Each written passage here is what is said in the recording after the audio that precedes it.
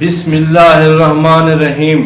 السلام علیکم، میں ہوں محمد اکرم اور آپ دیکھ رہے ہیں تشکیل جدید ٹی وی۔ حمد خدا کے بعد درود حضرت محمد صلی اللہ علیہ وآلہ وسلم پر۔ ہمارا آج کا ٹاپک ہے قرآن اور ارتھ کوئک۔ ہم سب سے پہلے قرآن سے زمین کے متعلق آیات کو بیان کریں گے، پھر زمین میں زلزلے کیسے آتے ہیں وہ بتائیں گے، اور آخر میں کیا زلزلوں سے متعلق ہمیں پہلے سے معلوم ہو سکتا ہے تاکہ زلزلوں کی تباہ کاری سے بچا جا سکے۔ قرآن میں زمین سے متعلق معلومات کیا ہیں؟ اللہ تعالیٰ نے سورۃ نبا میں فرمایا کہ ہم نے زمین کو بستر کی طرح بنایا۔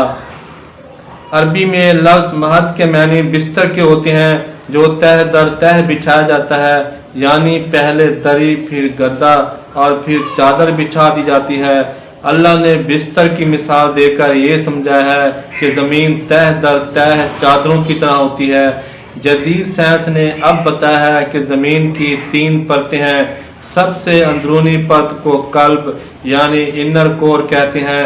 اس کے بھی 2 حصے ہوتے ہیں جن کو انر اور آؤٹر کور کہتے ہیں۔ قلب کے اوپر ایک مزید پرت بچھی ہوتی ہے جس کو مینٹل کہتے ہیں۔ مینٹل کے اوپر ایک اور مزید تہ یا پرت ہوتی ہے جس کو کرش ارض یعنی کرسٹ کہتے ہیں۔ کرش ارض اور مینٹل کا بلائی حصہ مل کر سخت پرت کی طرح عمل کرتے ہیں۔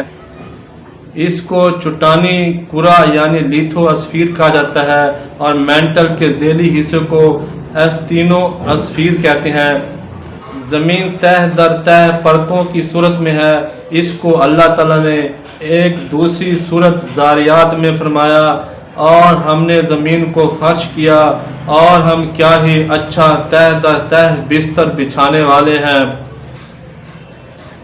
شروع میں زمین کے اوپر والی سطح غیر ہموار تھی، تب اللہ نے اسے ہموار کیا جیسا کہ سورۃ غاشیہ میں فرمایا۔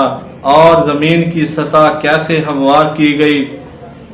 زمین جو تہ در تہ پرتوں والی ہے اور اس کی سطح ہموار کی گئی ہے، اس زمین کے متعلق اللہ تعالیٰ نے مزید فرمایا کہ یہ زمین رکنوں یا دراڑوں پر مبنی ہے، جیسا کہ سورۃ طارق میں فرمایا، اور زمین جو دراڑوں یا رکنوں والی ہے۔ ہمیں معلوم ہے زمین گولائی کی مانند ہے۔ اگر ہم زمین کی اوپر والی پرت جو 5 سے 40 کلومیٹر موٹی ہوتی ہے، زمین کی اوپر والی پرت اور مینٹل کی بلائی حصے کو چادر یا شیٹ کی طرح سیدھا کریں تو یہ دراڑیں یا رکھنے زمین کی شیٹ کو حصوں یا ٹکڑوں میں بدل دیں گے، جنہیں زلزلاتی زبان میں پلیٹ کہا جاتا ہے۔ اب تک کی تحقیق کے مطابق ان دراڑوں یا رکھنوں کی وجہ سے 24 چھوٹی بڑی پلیٹوں سے کرش ارض کو تقسیم کیا ہوا ہے۔ ان تمام پلیٹوں کو اللہ نے طول یا لمبائی والی سائڈ سے آپس میں ملایا ہوا ہے، جیسا کہ سورۃ رعد میں فرمایا، اور وہی ہے جس نے زمین کے حصوں کو طول یعنی لمبائی میں ملایا ہے۔ عربی میں مد کے معنی 2 ایسے حصے جو طویل لمبائی میں آپس میں ملے ہوئے ہوں۔ جدید سائنس بھی اب کہتی ہے کہ یہ پلیٹیں آپس میں لمبائی میں ملی ہوئی ہیں، جنہیں منقلب رخنہ حدود یا ٹرانسفارم فالٹ باؤنڈری کہا جاتا ہے۔ زمین کے گول ہونے کی وجہ سے تمام پلیٹیں آپس میں ملی ہوئی ہیں۔ جب بہت ساری لمبی پلیٹیں لمبائی میں ملے ہوئی ہوں تو ان سب کا ایک اگلا اور ایک پچھلا حصہ ہوتا ہے۔ جب 2 حصے آمنے سامنے والے حرکت کی وجہ سے ٹکراتے ہیں تو ایک حصہ نیچے دھنس جاتا ہے اور ایک حصہ اوپر ابھر کر پہاڑ بن جاتا ہے۔ اس لیے اللہ تعالیٰ نے سورۃ غاشیہ میں فرمایا، اور پہاڑوں کو ابھار کر کھڑا کیا۔ جہاں 2 حصے یا پلیٹیں آمنے سامنے ٹکرا رہی ہوں اس کو زلزلے کی زبان میں مرکوز حدود یا کنورجنٹ باؤنڈریز کہتے ہیں۔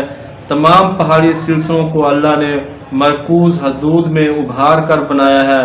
جب زمین کی پلیٹ لمبائی والی طرف حرکت کرتی ہے تو ایک طرف آپس میں ٹکرا کر زمین کے اوپر اور زمین کے نیچے دھنس جاتی ہیں، اور دوسری طرف وہی دو پلیٹیں ایک دوسرے سے دور ہوتی ہیں۔ دور ہونے والی جگہوں سے لاوے کا اخراج ہوتا ہے، اور قرآن کی روح سے ایسی جگہ سمندر میں ہوتی ہے۔ تبھی اللہ تعالیٰ نے سورۃ طور میں اور سورۃ تکویر میں فرمایا، اور آگ ایندھن سے بھرے ہوئے سمندر، اور جب سمندر آگ کے ایندھن سے بھر دیے جائیں، دور ہٹتی پلیٹ والی حدود کو پھیلتی حدود یا ڈیورجنٹ باؤنڈریز کہا جاتا ہے۔ اس لیے سائنسدان اب کہتے ہیں کہ تمام پھیلتی حدود سمندر میں ہوتی ہیں اور لاوے کا اخراج کرتی ہیں، لیکن قرآن نے 14 صدیاں پہلے بتا دیا تھا۔ اللہ نے زمین کے زلزلے کو روکا ہوا ہے۔ زمین کا قلب اور زمین کی تمام پلیٹیں ہر وقت متحرک رہنے کی کوشش کرتی ہیں، اس لیے اللہ تعالیٰ نے زمین کے زلزلے یعنی زمین کی حرکت کو روکا ہوا ہے، جیسا کہ سورۃ فاطر میں فرمایا، بے شک اللہ نے روکا ہوا ہے آسمان اور زمین کے زلزلے یعنی حرکت کو، اگر زلزلہ آئے تو اسے کون روکے گا اللہ کے سوا۔ زمین کی 2 یا 3 پلیٹیں جہاں پر ٹکراتی ہیں وہاں ایک پلیٹ زمین کے نیچے دھنس جاتی ہے اور ایک پلیٹ اوپر ابھر کر پہاڑ ہو جاتی ہے۔ نیچے دھنسنے والی اور اوپر بلند ہونے والی دونوں پلیٹیں پہاڑ بن جاتی ہیں، پھر یہی پہاڑ زمین کی پلیٹوں کے لیے میخیں بن جاتے ہیں اور زمین کی پلیٹوں کو متحرک نہیں ہونے دیتے ہیں۔ اس لیے اللہ تعالیٰ نے سورۃ غاشیہ میں فرمایا، اور پہاڑوں کو ابھار کر کھڑا کیا، اور سورۃ نبا میں فرمایا، اور پہاڑوں کو میخیں کیا۔ اس طرح اللہ تعالیٰ نے پہاڑوں کی میخوں کے ذریعے زمین کی پلیٹوں کے زلزلے یا حرکت کو روک دیا ہے۔ جدید سائنس کی بھی یہی ریسرچ ہے کہ پہاڑ زمین کی پلیٹوں کو حرکت کرنے سے روکتے ہیں۔ جدید سائنس کے مطابق زمین میں زلزلہ کیسے آتا ہے؟ سائنسدان کہتے ہیں کیونکہ زمین کی پلیٹیں ہر وقت متحرک رہنے کی کوشش کرتی ہیں اور پہاڑ اس حرکت کو روکتے ہیں، تو اس نتیجے میں پہاڑوں پر دونوں طرف سے پلیٹوں کا دباؤ پڑنے سے پہاڑوں میں سلوٹیں پڑتی ہیں یا پہاڑ دباؤ سے دبتے ہیں، جیسا کہ سپرنگ کو دبایا جائے اور وہ دب جاتا ہے۔ دباؤ سے لچکدار توانائی پیدا ہوتی ہے۔ ایک وقت ایسا آتا ہے جب ان پہاڑوں میں مزید لچکدار توانائی یا دبنے کی صلاحیت ختم ہو جاتی ہے، پھر یہ پہاڑ ایک جھٹکے سے پھیل کر اپنی پہلے والی حالت میں آنے کی کوشش کرتے ہیں، جیسے دبا ہوا سپرنگ واپس اپنی اصل حالت میں آ جاتا ہے۔ اس طرح چٹانوں یا پہاڑوں میں حرکت پیدا ہوتی ہے۔ اس حرکت کو پھیلاؤ یا سلپیج کہتے ہیں۔ اس پھیلاؤ سے زلزلہ آ جاتا ہے۔ قرآن کی آیتوں سے اتنا تو درست ہے کہ پہاڑوں پر پلیٹوں کا دباؤ پڑتا ہے، لیکن زلزلہ پہاڑوں کی سلپیج یا پھیلاؤ کی وجہ سے نہیں آتا ہے، بلکہ قرآن نے کچھ اور بیان کیا ہے، اور اب ہم وہی بیان کریں گے۔ قرآن اور زمین کے زلزلے۔ قرآن کی روح سے زمین میں زلزلے کیسے آتے ہیں بتانے سے پہلے کچھ لازمی سائنسی باتیں معلوم ہونی چاہیے۔ اگر آپ کو وہ باتیں معلوم نہیں ہوں گی تب آپ زلزلے کو سمجھ نہیں سکیں گے۔ نمبر 1، اللہ تعالیٰ نے بتایا ہے کہ پہاڑوں کی اقسام ہیں، کوئی سرخ، کوئی سفید، کوئی سیاہ وغیرہ، جیسا کہ سورۃ فاطر میں فرمایا، اور پہاڑوں کے حصے سفید اور سرخ اور اس کی مختلف نوعیں ہیں، اور علیحدہ ہوئی سیاہ۔ ہم دیکھتے ہیں کہ بالکل پوری دنیا کے پہاڑوں کی اقسام ایسے ہی ہیں، کوئی سرخ، کوئی نیلا، کوئی پیلا، کوئی سفید اور کوئی سیاہ ہے، اور یہ سب پہاڑ مادے کی مختلف عناصر پر مبنی ہیں، اور ہمیں معلوم ہے تمام عناصر کا نقطہ کھلاؤ اور پگھلاؤ الگ الگ ہوتا ہے، جیسا کہ 500، 200، 100، 3000، 1500 وغیرہ کچھ بھی ہو سکتا ہے۔ نمبر 2، اللہ تعالیٰ نے زمین کے زلزلے آنے سے پہلے خاص طور پر روشنی یعنی درجہ حرارت کا خصوصی ذکر کیا ہے، جیسا کہ سورۃ حجر میں اور سورۃ اعراف میں فرمایا، تو انہیں اشراق یعنی روشنی یا حرارت نکلے چنگھاڑ نے آ لیا، تو ہم نے اس بستی کا اوپر کا حصہ اس کے نیچے کا حصہ کر دیا اور ان پر سجیل سے پتھر برسائے۔ سورۃ ہود میں فرمایا تو ظالموں کو چنگھاڑ نے آ لیا تو صبح یعنی روشنی کی حرارت سے اپنے گھروں میں گھٹنوں کے بل پڑے ہوئے تھے۔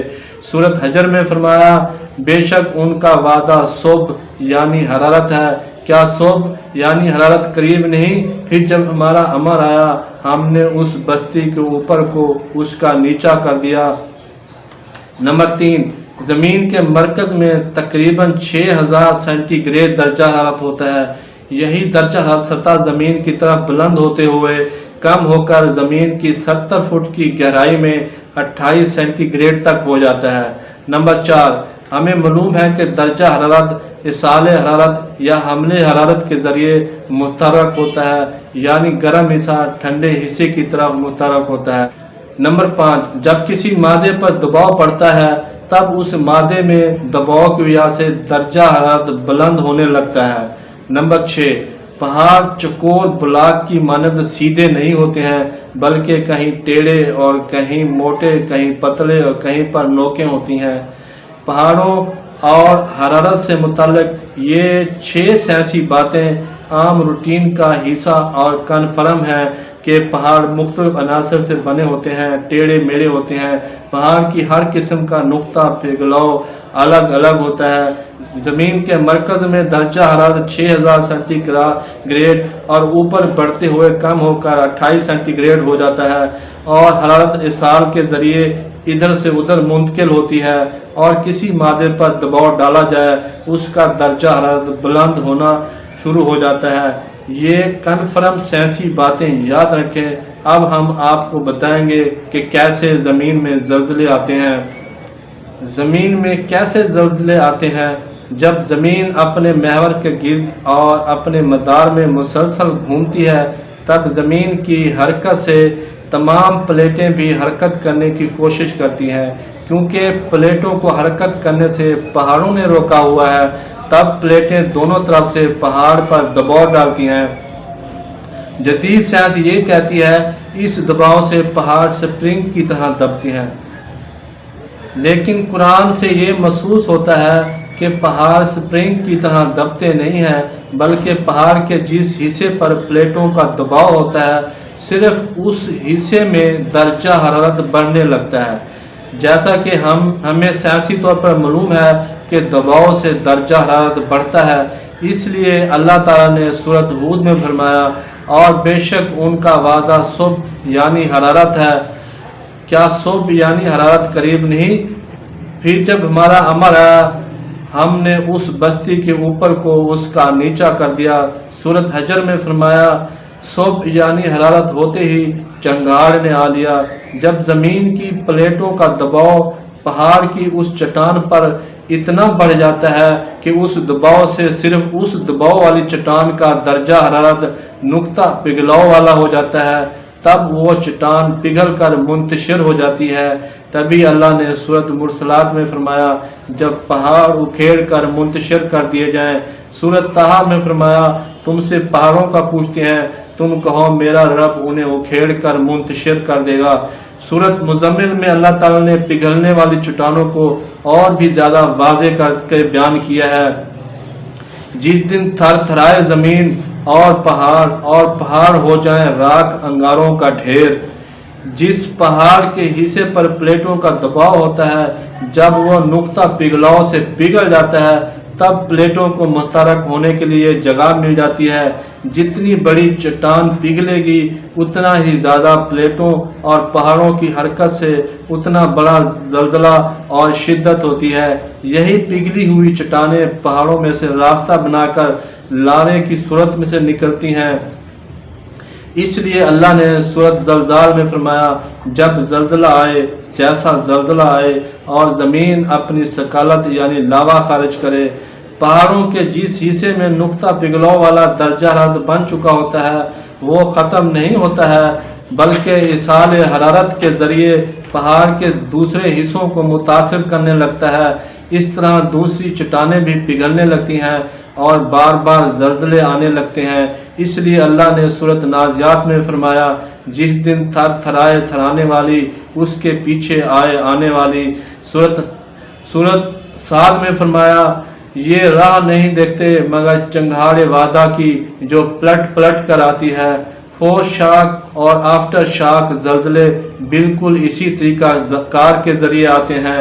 नाज़रीन, हम अपनी बातों को सम अप कर लेते हैं कि जब पहाड़ों की किसी चट्टान में दर्जा हरारत इतना बढ़ जाए कि उस चट्टान का नुक्ता पिघलाव बन जाए, तब सिर्फ वही चट्टान पिघल कर जल्जले का सबब बन जाती है। कुरान से जल्जलों के मतलब मज़ीद आयात और मालूमात हम अगली वीडियो में बयान करेंगे। प्लीज़ हमारे चैनल को सब्सक्राइब करें, वीडियो को लाइक करें, कमेंट करें। तमाम तारीफ़ें अल्लाह ताला के लिए हैं। शुक्रिया। खुदा हाफिज़।